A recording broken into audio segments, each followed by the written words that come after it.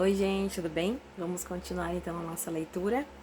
Nós estamos lendo o livro de Gênesis, chegamos no capítulo 45. Então vamos orar, né, antes de iniciarmos nossa leitura. Ó Senhor amado Deus Todo-Poderoso, Santíssimo Deus de Israel, em nome de Jesus nós colocamos, Senhor, na Tua presença nesse momento, com a Tua palavra, com a Sagrada Escritura, Senhor.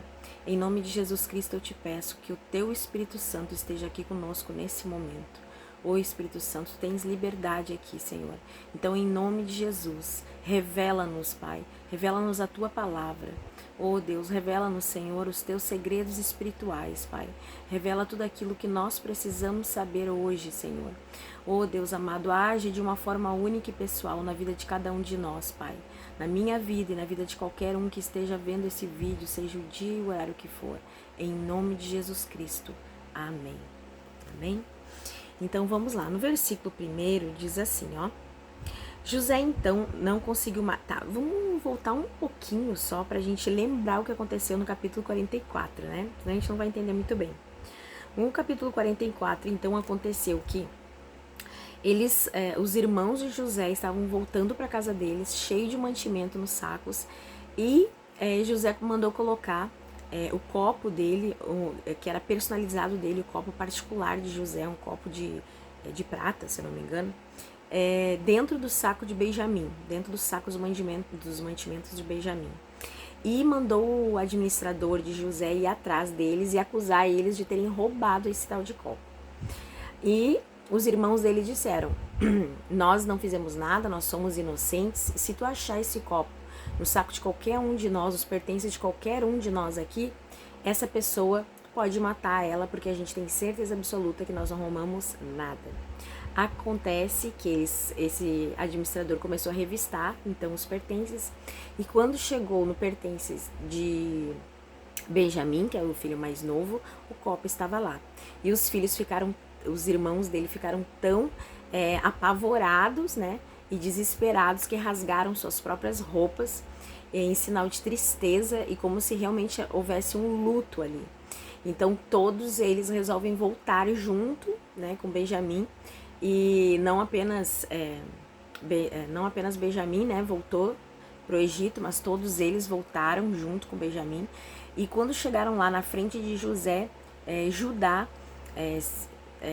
diante de José, fala, né, todo aquele discurso dizendo que eles pecaram diante de Deus e que ele não tem nem como se justificar, porque eles realmente foram pecadores, né, no passado, e que ele se colocava ali no lugar de Benjamim, porque ele não queria que o pai dele sofresse ainda mais, ele não queria carregar a culpa da morte do pai. Se Benjamim não voltasse para a casa do pai, certamente o pai iria morrer, e ele não queria carregar mais essa culpa. Então ele ali estava se colocando no lugar de Benjamim e se ofereceu para ser escravo de José no lugar de Benjamim, para que Benjamim pudesse voltar para casa e ficar com o pai, e o pai então se alegrar, né, com a vida desse filho que ele tanto amava. Nesse momento, quando Judá estava falando essas coisas para José, foi que nós entramos então no capítulo 45, e diz assim: José, nesse momento, não conseguiu mais controlar sua emoção diante dos seus empregados, de modo que gritou: saiam todos daqui. Ele gritou para os empregados, ele queria ficar sozinho com os irmãos dele. Por isso, nenhum dos empregados estavam ali quando José contou aos irmãos quem ele era. Ele começou a chorar tão alto que os egípcios ouviram, e a notícia chegou até o palácio do rei.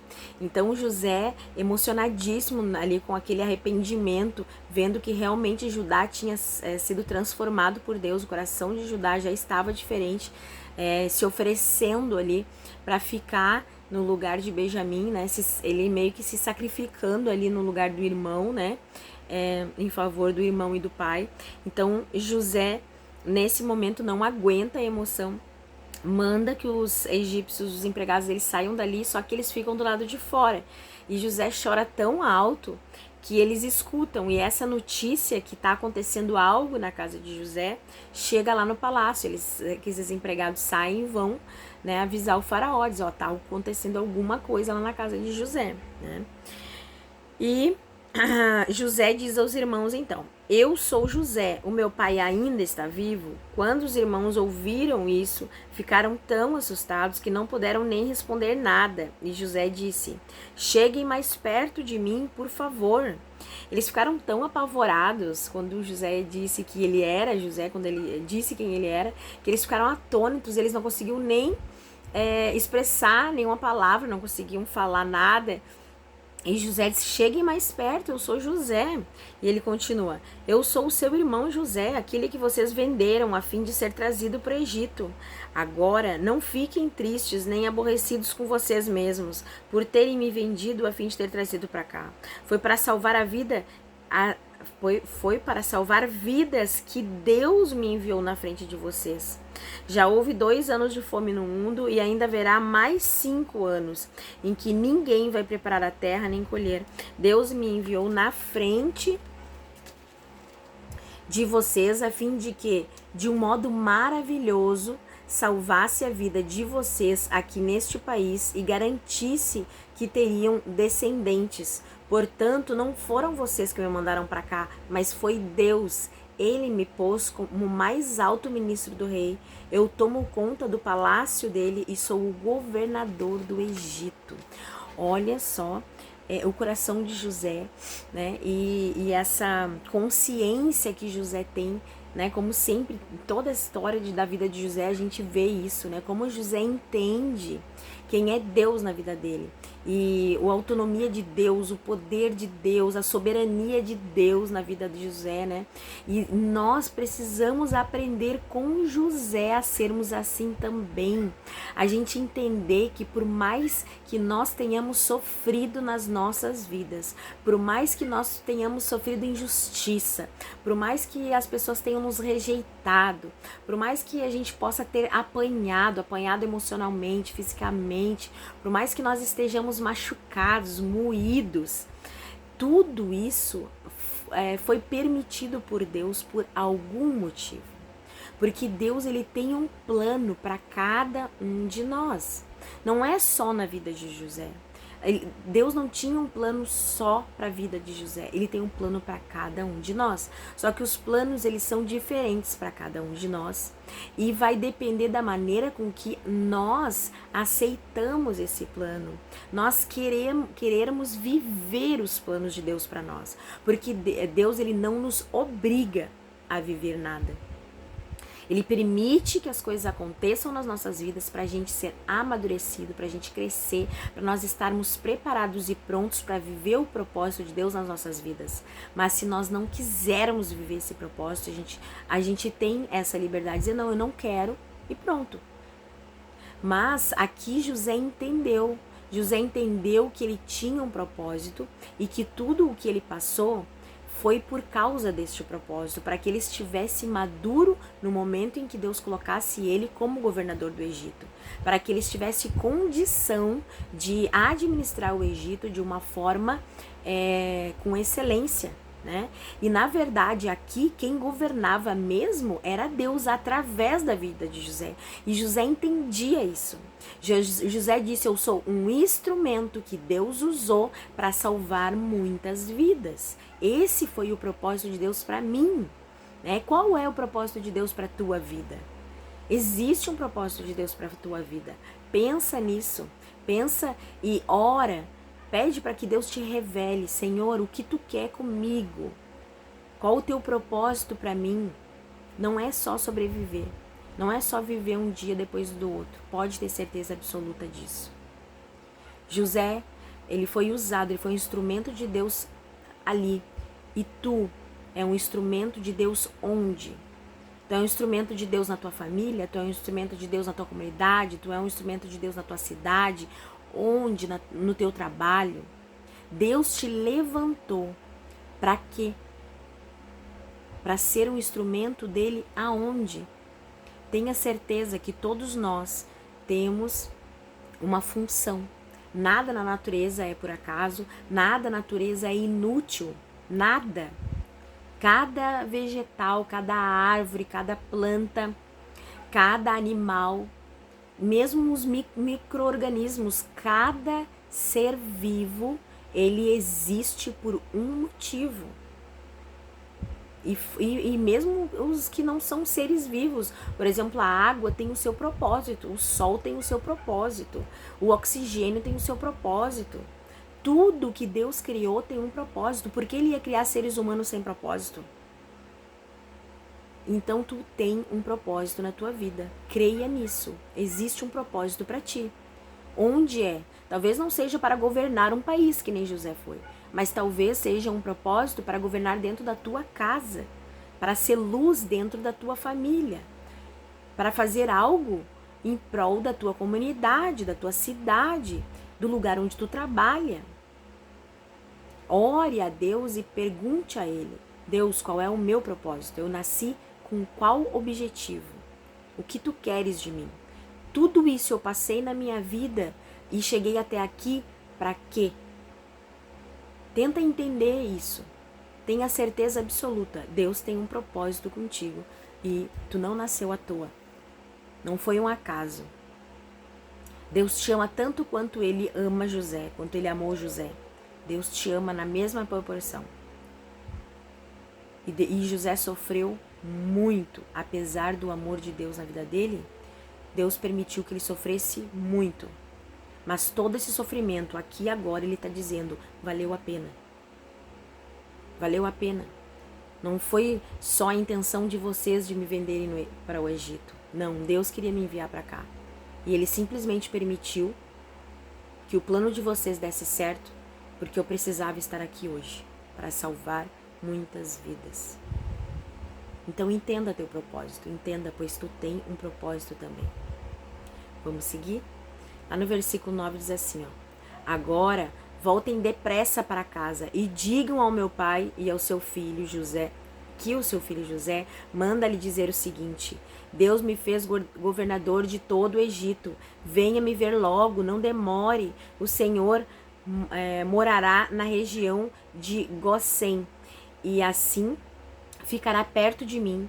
O Senhor, os seus filhos, os seus netos, as suas ovelhas, as suas cabras, o seu gado e tudo que é seu.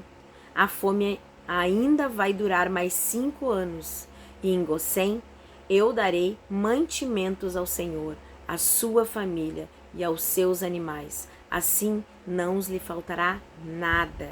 Então aqui José está dizendo, voltem, avisem meu pai que eu estou vivo e que eu quero viver perto dele. Eu quero aproveitar esses anos que ainda há, esses anos que Deus ainda permitiu que nós pudéssemos viver junto. E eu agora quero cuidar do meu pai e da família dele. Eu quero cuidar de vocês. Eu tenho essa possibilidade porque Deus me deu essa possibilidade de estar no lugar onde eu estou, de poder estender a mão, de poder cuidar de vocês. Glória a Deus. Deus é tão maravilhoso, Deus é tão perfeito, Deus é tão tremendo. Os planos de Deus são incríveis. E o coração de José é totalmente curado aqui nesse momento. Totalmente curado através do perdão. José só consegue fazer isso porque ele verdadeiramente conseguiu perdoar os irmãos e entendeu que Deus é soberano. E que se Deus não quisesse, nada disso teria acontecido. Mas Deus permitiu, porque tinha um propósito muito maior na vida dele. É incrível isso. E lá no versículo 12 diz, José continuou, todos vocês e Benjamim, o meu irmão, podem ver que sou eu mesmo, José, quem está falando. Contem ao meu pai, como sou poderoso aqui no Egito. Contem tudo o que têm visto. Vão depressa e tragam o meu pai para cá. José abraçou seu irmão Benjamim e começou a chorar novamente, José chorando aqui. E abraçado com José, Benjamim também chorou. Então, ainda chorando, José abraçou e beijou cada um dos seus irmãos. Depois disso, os irmãos começaram a falar com ele. A notícia de que os irmãos de José tinham vindo chegou até o palácio do rei. E ele e os seus servidores ficaram contentes com isso. Então a gente vê aqui que José diz para os irmãos, vão vocês todos, vão junto com Benjamim, falem para o meu pai que eu sou poderoso aqui no Egito, que eu tenho condições de cuidar de vocês e tragam ele logo. eu tô com saudade do meu pai, eu quero ver o meu pai, tragam ele para cá. E ele abraçou Benjamim, o seu irmão, né, por parte de pai e mãe, abraçou, chorou, e ainda chorando, ele abraçou e beijou cada um dos outros irmãos, cada um dos outros que feriu ele, cada um dos outros que rejeitaram ele, que maltrataram, que fizeram dele escravo. Pelo menos na intenção do coração deles, né, dos outros irmãos. A intenção deles era essa, né? Claro que Deus permitiu, mas essa foi a intenção do coração deles. E José conseguiu liberar um perdão para cada um deles. Beijou e abraçou cada um. Uma forma de dizer, eu perdoo vocês. E os irmãos que até aquele momento estavam ali estarrecidos, em pânico, apavorados, depois desse gesto de beijo, de abraço, de perdão, eles conseguiram, enfim, falar com José. Aí a Bíblia não fala exatamente o que eles disseram, mas diz: depois disso, os irmãos começaram a falar com ele, porque entenderam que José realmente os perdoou. E isso é incrível, incrível. A gente precisa aprender com a história de José. E aí depois fala que a notícia, né, chegou até o palácio de que a família de José tinha estado lá, e diz que o faraó e todos os empregados do rei, né, ficaram muito felizes com a notícia. E o rei disse a José: diga aos seus irmãos que carreguem os animais e voltem para a terra de Canaã e me tragam o pai deles e as famílias deles. Eu lhes darei as melhores terras que há no Egito, e eles comerão o que este país produz de melhor. Que os seus irmãos levem daqui no Egito carretas para trazerem as mulheres e as crianças pequenas e também o pai deles. E não se preocupem por deixarem para trás as coisas que têm, pois o melhor que há na terra do Egito será deles. O faraó entendia que José era o motivo das bênçãos que recaíam sobre o Egito naquele momento. Porque José trazia a presença de Deus para dentro do Egito. O faraó entendia isso, e o faraó ele gostava muito de José, ele amava José. E ele ficou muito feliz em saber que a família de José estava lá. E ele disse: traga a tua família para cá. Eles vão ter as melhores terras, eles vão comer as melhores coisas que o Egito tem para oferecer. E ele mandou carretas para trazer as crianças e as mulheres, para eles não terem que andar, né, tantos e tantos quilômetros até chegar ali, porque era uma viagem longa, né, no deserto. E o faraó fez tudo por eles, por causa do amor que ele tinha, o respeito que ele tinha por José, né? Quando nós carregamos Deus nas nossas vidas, quando nós somos reflexos de Jesus nas nossas vidas, as pessoas enxergam isso. É impossível não enxergar, porque a luz de Deus, ela reflete através de nós. A gente carrega uma luz, a gente carrega a presença de Deus. E quando nós verdadeiramente entendemos isso e vivemos em obediência ao Senhor, vivemos com aquele temor, com toda a dedicação, com todo o amor, nós vivemos com todo o amor para Deus nessa terra, nós somos grandemente abençoados por Ele. E as pessoas olham para nós e enxergam isso, enxergam Deus nas nossas vidas, enxergam a poderosa mão de Deus sobre nós. E elas entendem que é melhor ter-nos por perto, porque assim elas também são abençoadas através das nossas vidas. Mesmo os ímpios, né? Eu tô falando aqui dos ímpios agora, né? Porque o rei do Egito, o faraó, ele era ímpio, ele não acreditava, assim, ele não tinha Deus, o Deus Altíssimo, o Deus de José como Deus dele, né? Era o Deus de José, mas ele entendia que era um Deus tão poderoso que, tendo José por perto, ele também teria esse Deus poderoso por perto, né? E a vida dele ia ser alcançada através da vida de José. É incrível, esse é o nosso Deus, esse é o Deus que eu sirvo, esse é o Deus que te ama, que que tem um plano para a tua vida. É um Deus que quer fazer na tua vida o que ele fez na vida de José. Então, continuando lá no versículo 21, os filhos de Jacó fizeram isso. José lhes deu carretas, como o rei havia mandado, e mantimento para a viagem. Também lhes deu roupas novas, mas a Benjamim deu 300 barras de prata e 5 mudas de roupa.